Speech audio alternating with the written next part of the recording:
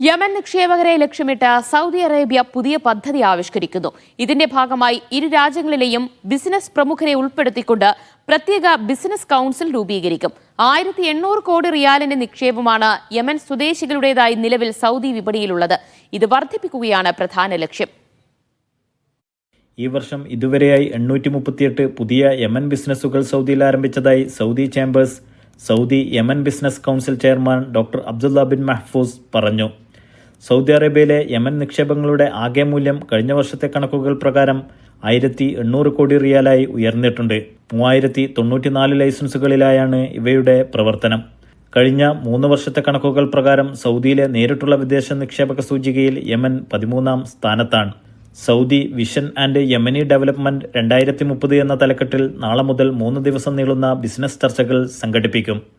വെല്ലുവിളികളെ സുസ്ഥിര വികസനാവസരങ്ങളാക്കി മാറ്റുക, നിക്ഷേപ പദ്ധതികൾ പ്രഖ്യാപിക്കുന്നതിന് അവസരങ്ങളൊരുക്കുക, ബിസിനസ്സുകാർ തമ്മിലുള്ള നിക്ഷേപ പങ്കാളിത്തം വർദ്ധിപ്പിക്കുക തുടങ്ങിയ ലക്ഷ്യങ്ങളിലൂന്നിയാണ് ചർച്ചാ സംഗമം ഒരുക്കുന്നത്. ഇരു രാജ്യങ്ങളിൽ നിന്നുള്ള 100-ലേറെ ബിസിനസ്സുകാരുടെ പങ്കാളിത്തത്തോടെയാണ് പരിപാടി സംഘടിപ്പിക്കുന്നത്. യമൻ സൗദി ബിസിനസ് കൗൺസിൽ പരിപാടിക്ക് നേതൃത്വം നൽകും. Naushad Rikkur, media 1, Dammam.